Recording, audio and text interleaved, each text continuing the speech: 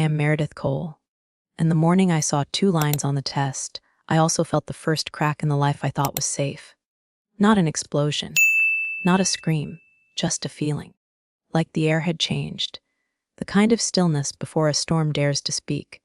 I wasn't expecting the nausea. Not really. After 4 years of tracking cycles, charting temperatures, scheduling intimacy like a military drill, and watching single lines form like silent punishments, hope wasn't something I let myself hold anymore.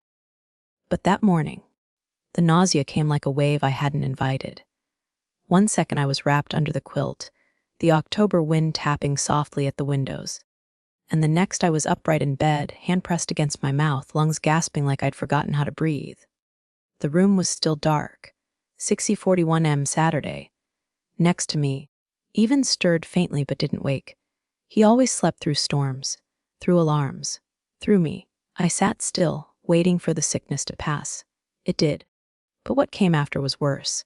A hum beneath my ribs, a flutter in my chest. A whisper I'd trained myself not to listen to. Still I moved, feet on cold floorboards. Fingers numb against the edge of the sink. No drama. No tears. Just motion. I didn't tell Evan. Didn't say a word as I slipped out of the house in jeans and a hoodie. No makeup, no purse, just my wallet shoved into a coat pocket and an ache inside me too fragile to name. The pharmacist didn't ask questions. She simply handed me the test with the kind of look reserved for women who've already waited too long. Back home, I locked the bathroom door behind me and sat on the edge of the tub. I didn't look at first. I just held it in my hand, staring at the tiled floor, counting the seconds like prayers. Then I saw them. 1 line, and then slowly, another, faint but real, 2 lines. It felt like holding a sunbeam I didn't dare close my fingers around. My hand flew to my mouth. My eyes filled before I even realized I was crying. I didn't scream. I didn't call anyone. I just pressed the test against my chest and whispered, "Thank you. Please, let this be real." Even didn't notice when I slipped back into the bedroom. He was already in the shower, singing something off, key like it was just another day. I wrapped the test in tissue and tucked it away. Not yet. Not like this. This wasn't how I wanted to tell him. Not rushed, not damp, not with the smell of toothpaste in the air. We had plans tonight, his mother's birthday dinner. A quiet night in, just family. It would be perfect, candles, comfort food, warm smiles. That would be the moment. I'd hand him the box with the test inside. Maybe a note, maybe just the look in my eyes. He'd smile. He'd pull me into his arms. He'd say it was everything he'd ever wanted. That's what I thought. That's what I needed to believe. I spent the entire morning cooking, not because I had to, but because it gave my hands something to do while my heart worked overtime. Rosemary chicken, roasted carrots with brown sugar glaze, mashed potatoes with extra butter, just the way Evan's mom liked them. I even baked her favorite pure tart. The one I'd made 3 years in a row, even though she always told me it was almost as good as her late husband's. It didn't matter. Tonight wasn't about her. It was about us. It was about the quiet miracle tucked in a drawer next to the silverware, wrapped in linen like a secret gift. By noon, the house smelled like comfort and memory. Evan came downstairs wearing the shirt I picked out last week. Blue, soft cotton, the one that made his eyes stand out. He yawned and scratched his chest, then leaned on the kitchen doorway, watching me mash potatoes like I was an alien. "You've really gone all in, huh?" I smiled without turning around. "It's her birthday.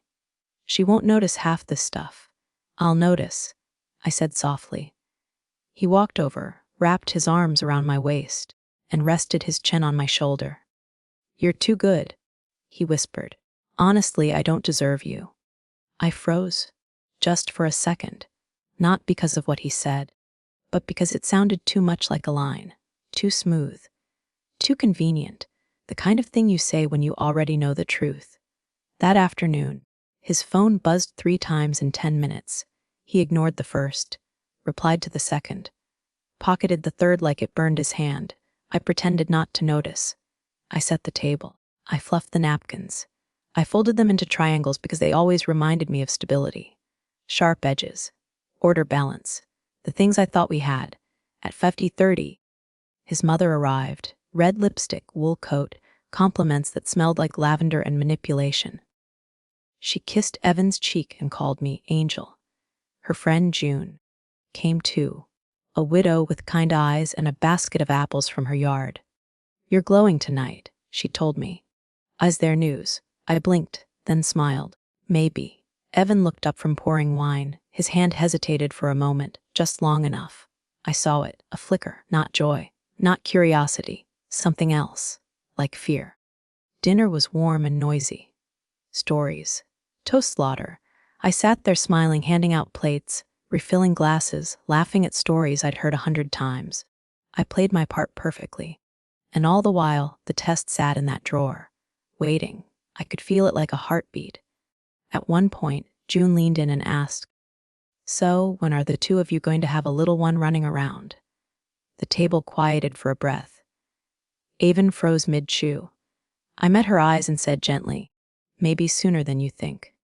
I saw Evan blink, saw his fork still in midair. He didn't speak, just stared at me for a little too long, like I'd set a fire in the room and he couldn't find the extinguisher.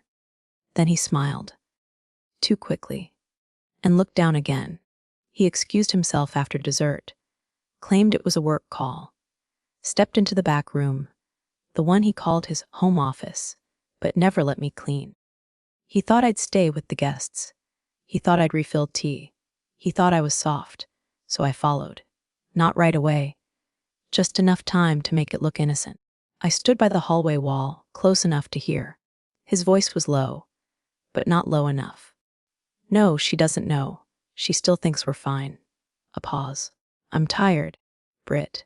Tired of pretending." Another pause. "I just need to get through tonight. It's her mom's birthday. How would it look if I bailed now? And then, one more month. Then I'll tell her. She won't fight it. She never does." Oh, my heart didn't break. It calcified. I stood still for another moment, long enough to hear him say it again. "She's not a bad person. She's just soft." Soft. That's what I was to him. Soft enough to lie to. Soft enough to betray. Soft enough to walk away from. I returned to the kitchen and poured tea like nothing had happened. When he came out 5 minutes later, smiling, I handed him a slice of tart and told him I saved the best piece for him.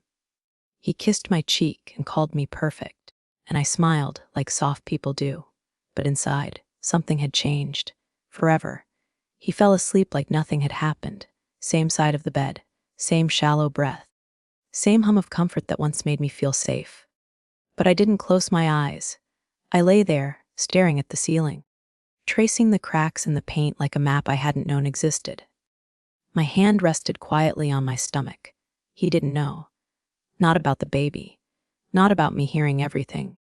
Not about how close he was to losing everything. At 3:17 m, I finally sat up. I moved slowly, so carefully he didn't stir. I walked barefoot across the hardwood, toward the nightstand. His phone was there, glowing faintly with a missed message. "Brittany, I miss you already. Can't wait until this is real." My fingers curled into fists. I didn't read more. I didn't need to, I knew the password. Of course I did. It was our anniversary, 08 Myneen, a date that now felt like a bad joke carved into code. I unlocked the phone and scrolled. The texts were there, hundreds of them. Pictures, plans, nicknames, restaurant reservations, weekend getaways, inside jokes I wasn't inside of. Promises he'd never made to me. Rooms he'd already chosen with her. I found photos of the two of them at a cabin. The weekend he told me he was away for a work retreat. A photo of a theater ticket. 2 seats.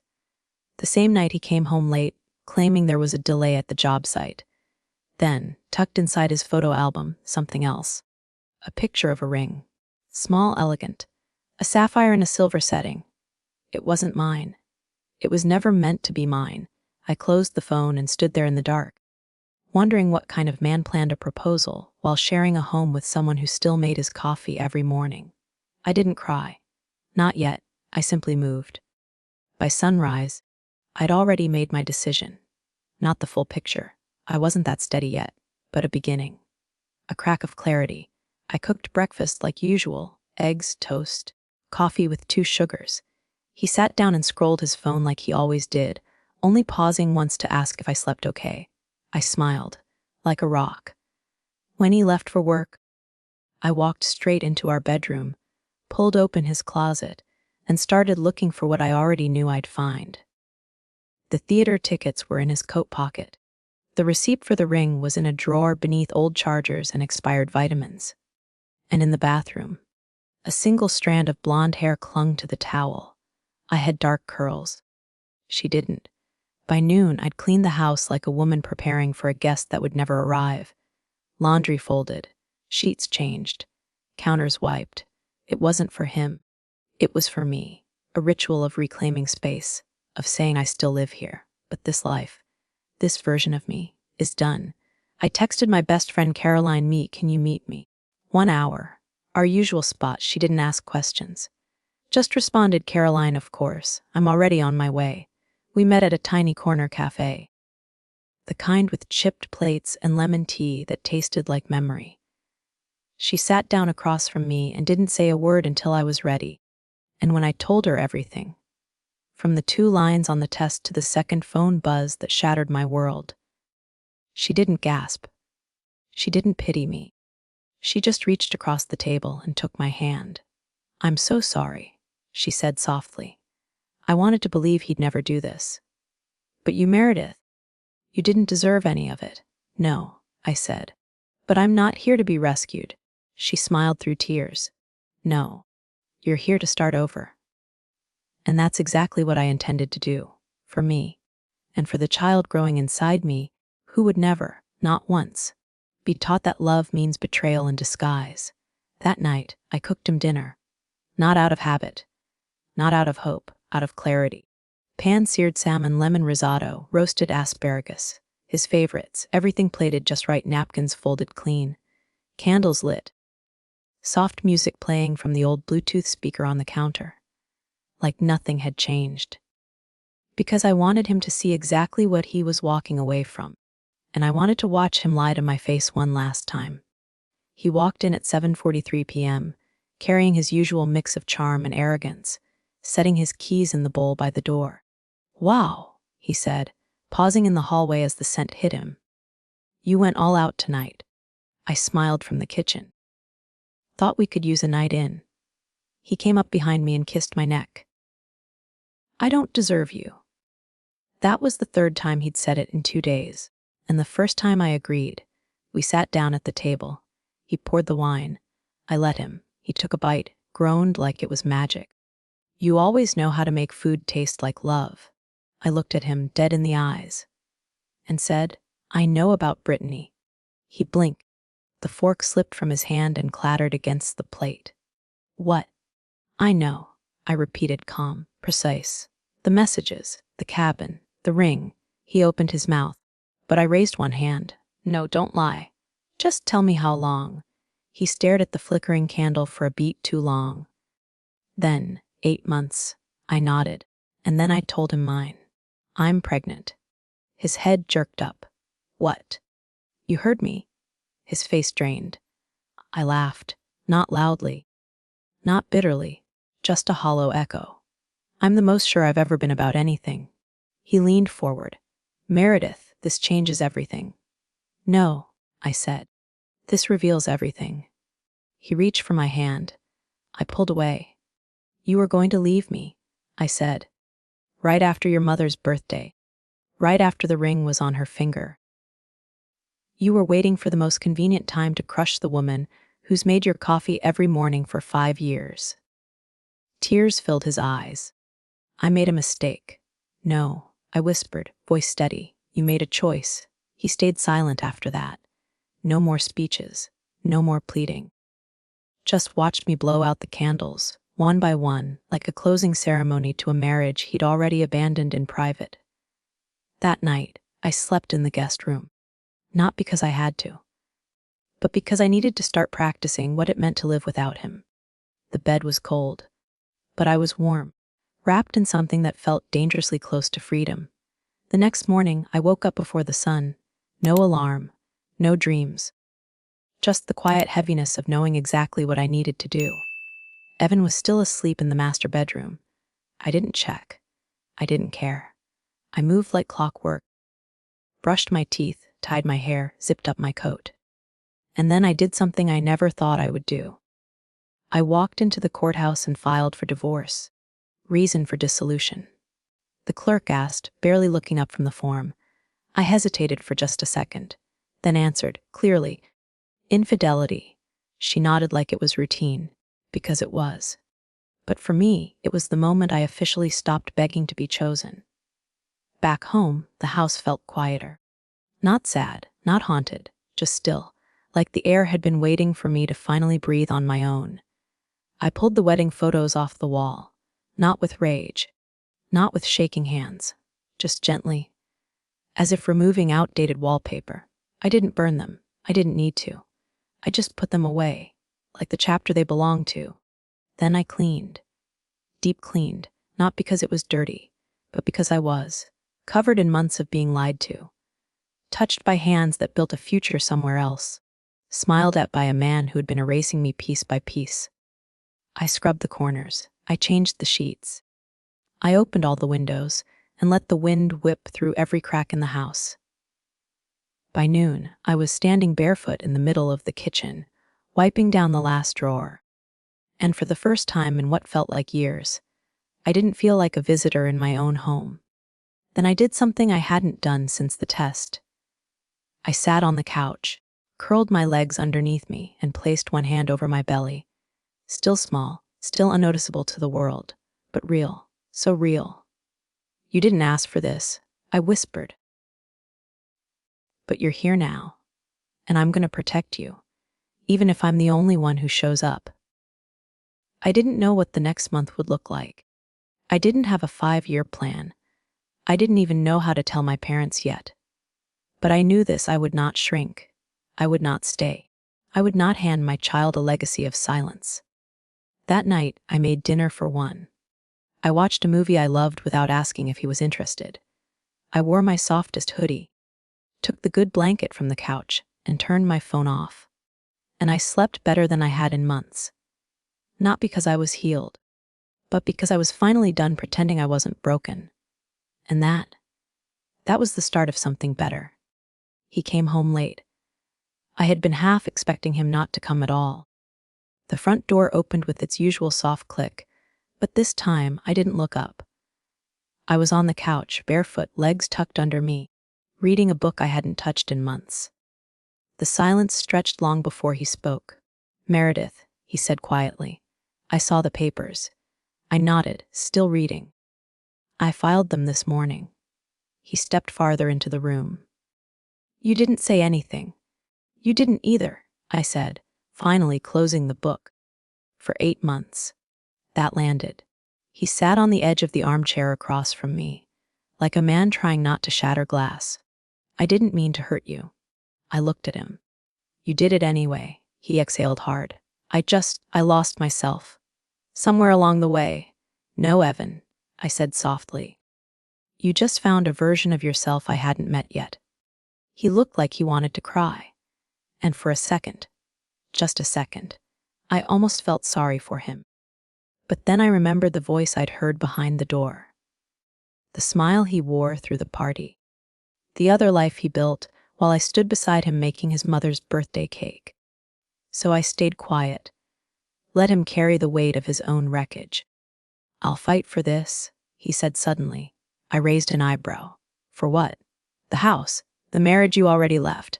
"For us," he said. "For the baby." Silence. I stood up and walked into the kitchen, pulled open the fridge, reached for water.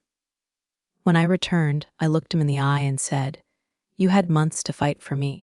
You chose convenience. You chose comfort." He looked down. I stepped closer.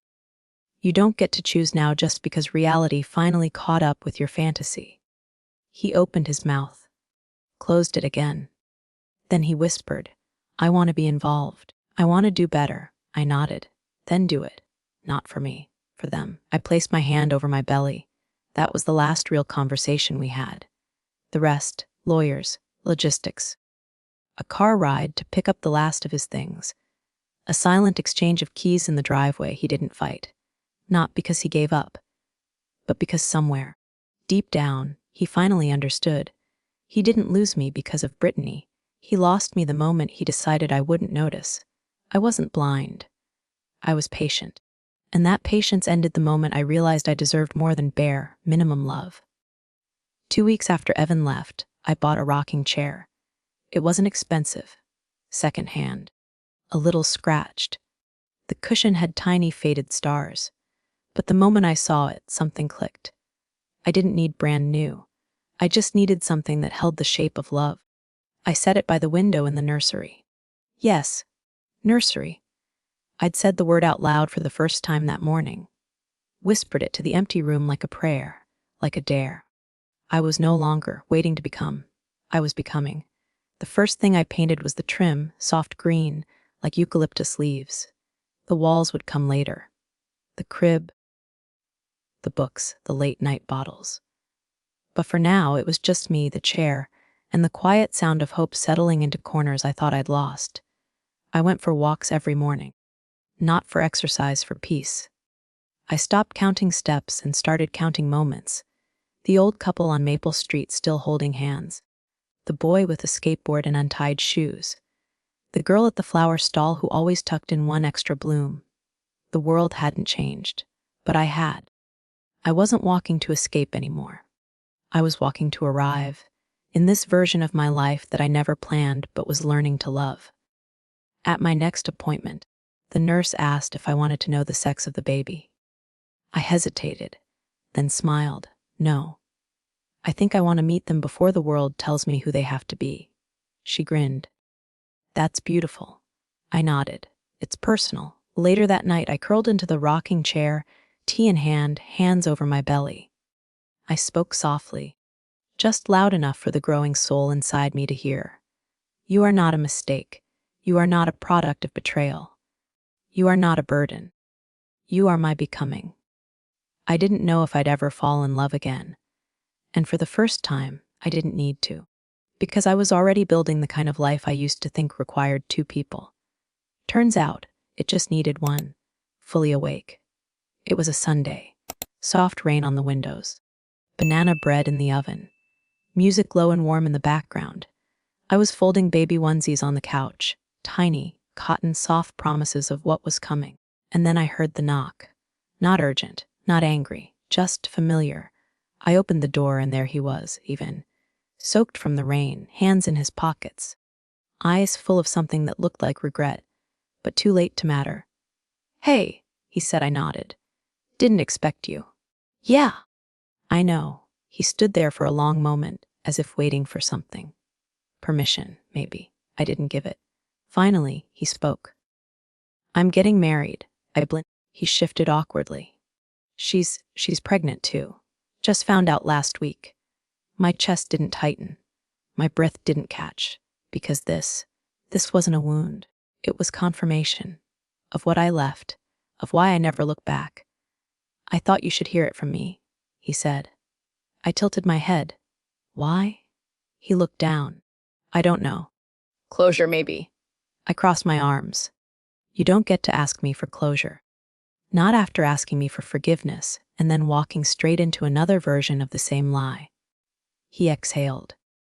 You're right. Silence. Then he looked up at me. So you're okay? I smiled, a real quiet, dangerous smile. I'm more than okay. He looked past me into the hallway, at the soft green walls of the nursery. Then down at the floor. I hope you're happy, Meredith. I didn't answer him, not out loud. I just stepped back, slowly closed the door, and locked it, not to shut him out, but to remind myself, once and for all, that some doors don't deserve to be reopened. That evening, I sat by the window again. Banana bread cooling on the stove. Onesies folded. A soft hum in the air. I was alone. But I wasn't empty. I was full. Of breath. Of warmth. Of me. I whispered to my belly again, voice low and steady. It's not our story. We write our own. It started at 2:14 a.m. A sharp cramp that pulled me from sleep and made me sit straight up in bed. Not panic. Not fear. but something deeper, a knowing. I stood, gripped the edge of the dresser, and breathed. In, out, in, out. I wasn't alone anymore, and I hadn't been for months. But now I could feel it. You were ready. The drive was a blur of stoplights and whispered mantras. The hospital was cold and too bright. The nurse asked me to rate the pain, and I wanted to laugh. How do you rate the feeling of your life breaking open? They hooked me up, checked monitors, called the doctor. And I waited, not with dread, but with a calm that surprised even me, because the woman who had once begged to be loved was now about to give it, fully, fiercely, without apology. The hours passed, sweat on my forehead, a hand gripping the rail, a voice in my ear saying, "You're doing great, just breathe." And I did. I breathed through the pain, through the memories, through the weight of every moment that brought me here. And then, at 19:41 a.m., you arrived. Tiny, red-faced, screaming with all the force of a life that refused to be quiet. They placed you on my chest, and in that instant, everything else disappeared. No more betrayal. No more aching. No more him. Just us. Just breath, heartbeat, warm skin, and the sound of you settling into the world as if to say, "I'm here." We made it. I looked down at you and whispered the only words that mattered. "I've been waiting my whole life to meet you." And I meant it. Later, in the quiet of the hospital room, I watched you sleep, your fingers curled, your chest rising slow and steady. And I realized I hadn't just survived heartbreak. I had given birth to my own redemption. You didn't fix me, but you reminded me that I was never broken beyond repair. It was a Tuesday, clear skies, a quiet breeze, and one tiny heartbeat swaddled against my chest. I stepped out of the hospital with you in my arms, your eyes fluttering beneath your lashes, as if dreaming your very first dream. And just like that, we were free. Not just from the building, not just from the past, but from the story someone else once wrote for us. I didn't cry. I didn't shake. I didn't think about who wasn't waiting outside to pick us up. I just walked. Slowly, deliberately, every step whispering, "We'll begin here."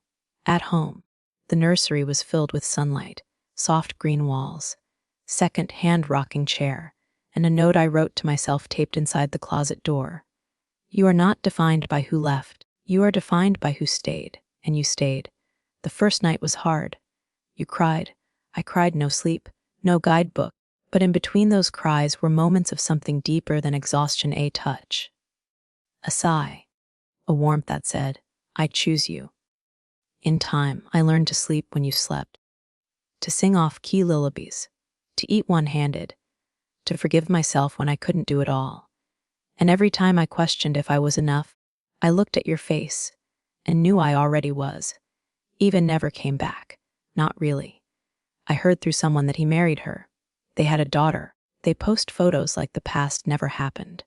Let them. They live in the curated version of life. We live in the real one. Messy, soft, sacred. Sometimes, people ask me if I'm still angry. I tell them no. Not because he deserved forgiveness, but because you deserved a mother who wasn't carrying someone else's shame. I didn't just survive what he did. I transformed because of what he couldn't. And I walk forward now, not with a broken heart, but with arms that hold the very proof that love can be rebuilt from ashes, not promises. This is the story of how I lost a man and found a world. Sometimes, the life we planned burns down, but in the ashes we find something stronger. I lost a husband, but I gained a voice. I gained a child. And if you're walking through heartbreak right now, just know your story isn't over. You're not broken. You're rebuilding. If this story touched you, please like, share, and subscribe to Telling Story with Me, where every story reminds us we're never alone.